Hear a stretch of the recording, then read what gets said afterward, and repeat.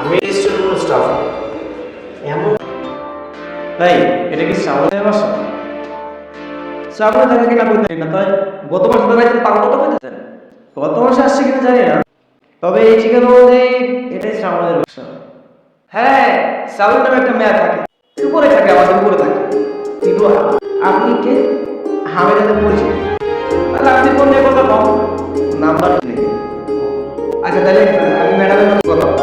আর যদি ম্যাডামের সাথে কথা বলতে না পারি, তাহলে ম্যাডামের বাবার সাথে কথা বলে আমরা জানাই দিই।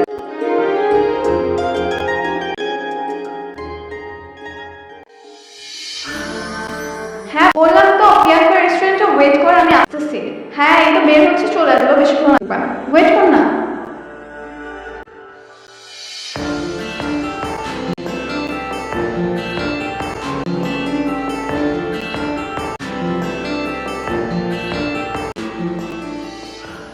কিন্তু আমাদের বাসায় কাজ করতো, কাজের মেয়ে টুনি। ও এখানে এত দামি গাড়িতে কোথায় যাচ্ছে? প্রিয়াঙ্কা রেস্টুরেন্টে যাই, সেখানে গিয়ে কথা বলবো।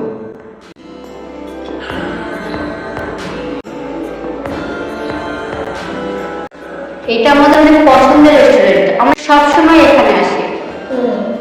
ডেকোরেশনটা মোটামুটি ভালোই, খাবার টেস্ট মোটামুটি, তবে আগে বুঝতে পারবো।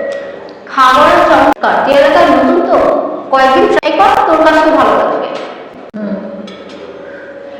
কিন্তু সবাই কোথায় আসতেছে না কেন? কতক্ষণ ওয়েট করবো? একটু ওয়েট কর, চলে আসবে।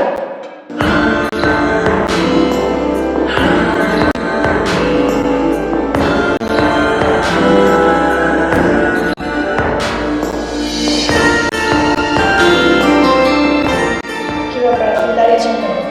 আপনি কি রেস্টুরেন্টের কোনো স্টাফ? আমি রেস্টুরেন্ট কোনো স্টাফ এমন মনে করছো, মনে হচ্ছে যে আমাকে চেয়ে না। আশ্চর্য, আমি আপনাকে কেন চিনবো? তোমার নাম টুনি না? তুমি তো আমাদের রেস্টুরেন্টে কাজে নিয়ে কাজ করছো। বলে কি ভাই, আপনার মাথা ঠিক আছে নাকি বাইরে থেকে নেশা টেশা করে আসে? তুমি সত্যি কথা বলো তো, তোমার নাম টুনি না? কি আশ্চর্য, আমি কেন টুনি হতে যাবো? আরে আপনার কি আমাকে দেখে কোনোভাবে কাজের মেয়ের মতো মনে হচ্ছে? ওর থেকে যে আসে এসব। ওরা কি আমাকে বোকা বানাচ্ছে?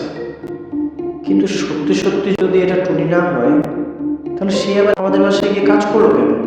এখনো দাঁড়িয়েছেন কেন? যান। তুমি যদি টুনি না হও, তাহলে তোমার নাম কি? আমার নাম কি সেটা আপনাকে কেন বলবো? একটু বলছিস না কেন? ভাই আপনি জানতো, আপনার এইসব আমল তামল কথা শোনার সময় নেই আমাদের।